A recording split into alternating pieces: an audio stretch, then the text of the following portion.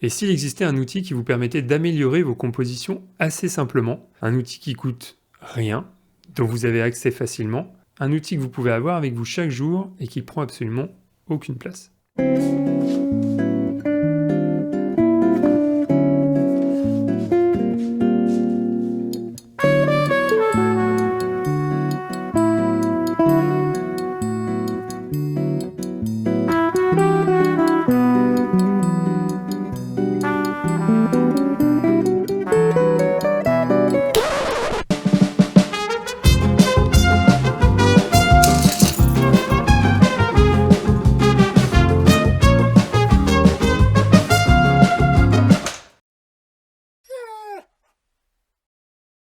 Donc je parle ici de l'environnement qui vous entoure. C'est lui qui va vous permettre de jouer sur la profondeur des images et de leur donner cette fameuse troisième dimension.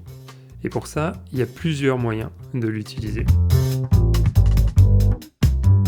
Utilisez votre environnement comme premier plan pour pouvoir rendre n'importe quelle scène visuellement intéressante. On vient ajouter une nouvelle dimension à l'image avec un premier plan, second plan et arrière-plan.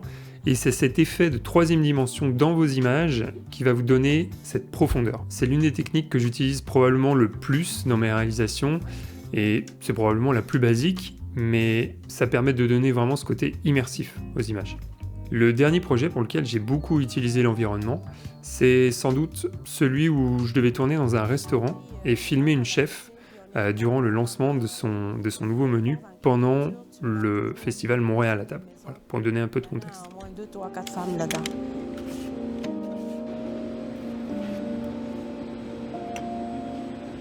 Je me retrouve dans une cuisine avec ma caméra. Il faut tourner des images sur le moment, sans gêner évidemment la chef et son équipe dans leur travail.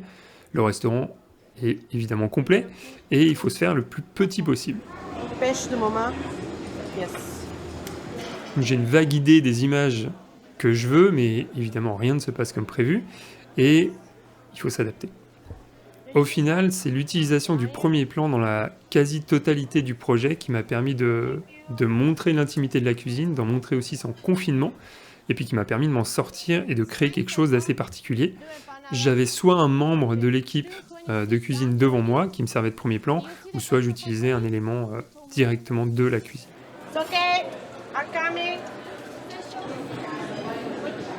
Il y a eu plusieurs avantages à ça, c'est que ça m'a permis de me concentrer sur des éléments précis de la scène.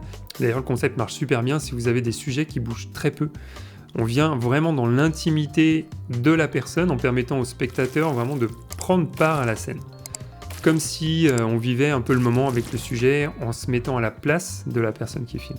Et évidemment, la profondeur de champ vient accentuer vraiment ce sentiment d'immersion. Mais on peut aussi un peu complexifier la chose et utiliser l'environnement comme un cadrage pour vraiment accentuer cette isolation qu'on veut faire du sujet. C'est ici qu'on va laisser place à la créativité pour donner un aspect artistique à une scène, mais surtout pour donner un contexte. Peut-être que vous l'avez remarqué, mais j'aime assez tout ce qui est symétrique, et j'essaie dès que possible d'utiliser ces éléments du décor pour jouer et utiliser un cadrage. L'un des cinéastes les plus connus pour utiliser cette méthode, c'est sans doute Wes Anderson, avec son obsession pour la symétrie et pour le cadrage. Mais le cadrage, ça permet aussi de montrer l'isolation d'un sujet, par exemple, qui est dans une pièce. On retrouve assez souvent la composition d'ailleurs d'une personne assise dans la pièce, avec la caméra qui filme d'assez loin et qui vient montrer en premier plan les montants de la porte. Et on voit la personne en second plan, et puis après, en arrière-plan, tout ce qui se passe derrière. Ça vient ajouter en fait une émotion à l'image, tout en montrant vraiment au spectateur où est-ce qu'il faut regarder. Et c'est l'utilisation de la bonne focale qui va vous permettre de jouer sur ce contexte. Donc les grandes focales, 70 et plus, sont particulièrement efficaces durant ces scènes, mais évidemment, tout ne doit pas être nécessairement filmé à 70 mm, sinon ça serait pas très drôle, on aurait toujours les mêmes types de plans. Par exemple, pour présenter le début d'une scène, on aura plutôt tendance à utiliser un grand angle pour donner une valeur informative au spectateur. Genre où est-ce que se situe l'histoire, avec qui, quoi, comment, où est-ce que ça se passe. Bref, vous l'aurez compris, l'environnement c'est un terrain de jeu immense, et simplement en jouant avec ce qui nous entoure, on peut vraiment arriver à des scènes vraiment géniales, et avec pas grand chose quoi. Il existe plein d'autres méthodes pour utiliser l'environnement, il y a la réflexion, il y a le contraste, je vais pas toutes les énumérer ici, mais j'espère que cette technique vous donnera quelques idées pour vos futures réalisations. Je vous dis à la prochaine. Salut.